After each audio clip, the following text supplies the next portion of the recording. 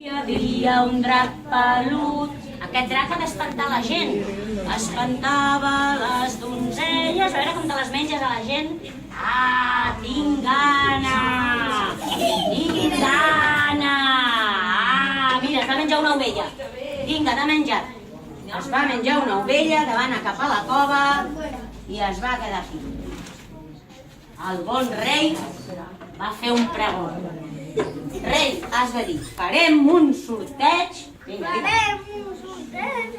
I a qui li va tocar? A la princesa. A la princesa. Princesa t'ha tocat. Has d'anar cap a la cova. Espera, camina una mica cap aquí. Has d'anar cap a la cova. Vinga, vinga, menja-te-la, la princesa. Ai, quan va estar a punt de menjar-se-la, el cavaller va dir: no et menjaràs la princesa. La princesa, va, lluiteu. Lluita que lluitaràs, que el drac mataràs. I el drac va caure estabornit a terra. De la seva sang va sortir una rosa. I el cavaller li regalà a la princesa. Agafa-la. I li has de dir: té, princesa. I la princesa què diu?